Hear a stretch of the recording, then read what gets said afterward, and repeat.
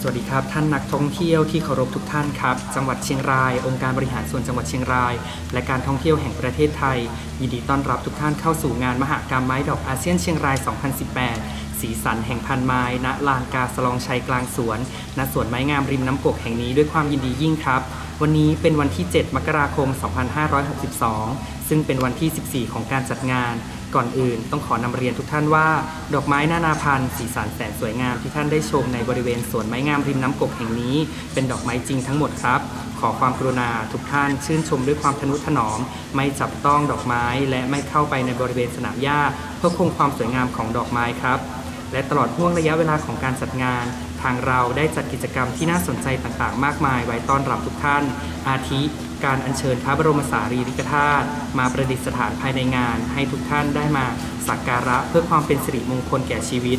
ซึ่งประดิษฐานณลานประดิษฐานพระบรมสารีริกธาตุตั้งอยู่ด้านหลังทิศตะวันออกของสวนไม้งามริมน้ำกกแห่งนี้ครับการจัดแสดงและจัดจำหน่ายสินค้าท้องถิ่นซึ่งประกอบไปด้วยการจัดจำหน่ายสินค้าเชียงรายขายดีภายใต้แบรนด์ดีเชียงรายการจัดจำหน่ายผลิตภัณฑ์ท้องถิ่นการจำหน่ายผลผลิตการเกษตรไม้ผลไม้ประดับ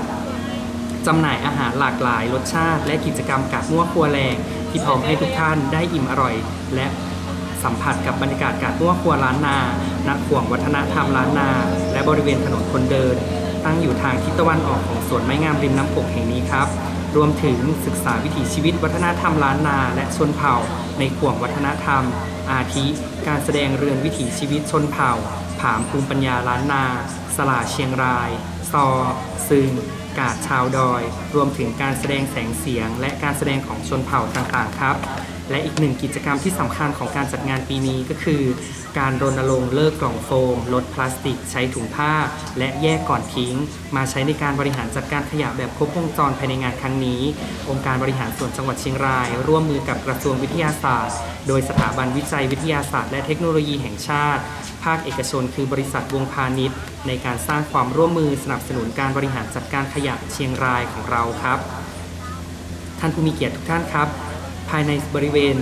งานมีพื้นที่กว้างขวางและมีกิจกรรมอื่นๆอีกมากมายรอให้ทุกท่านได้สัมผัสขอเชิญทุกท่านใช้บริการ3ล้อที่มีเอกลักษณ์อันโดดเด่นเที่ยวชมกิจกรรมต่างๆภายในงานได้ครับมีค่าบริการ3ล้อเพียงท่านละ20 บาทเท่านั้นเพื่อเป็นการส่งเสริมรายได้ให้กับผู้ประกอบการอาชีพ3ล้อครับและท่านใดมีความประสงค์จะนั่งเรือชมทัศนียภาพ2ฝากฝั่งของแม่น้ำกกเพลินตาไปกับความงามของสวนไม้งามริมน้ำกกแห่งนี้ขอเชิญท่านลงเรือได้ที่ท่าเรือชั่วคราวในสวนไม้งามริมน้ำกกแห่งนี้ครับ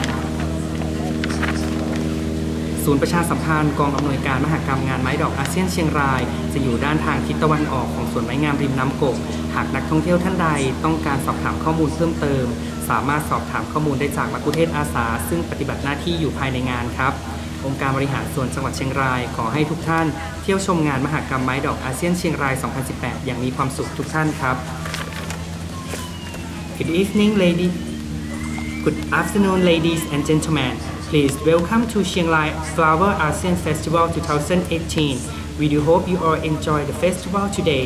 Please be reminded that all flowers in the garden are dedicated and please do not enter in the lawn and do not touch the flower. If you lost your belongings in the garden, you can contact the Information Center of Chiang Rai ASEAN Flower Festival 2018 nearby the flower crop. For more information, please contact our staff. They are working to answer all your questions. Thank you and have a nice day. เรียบร้อยขอบคุณครับ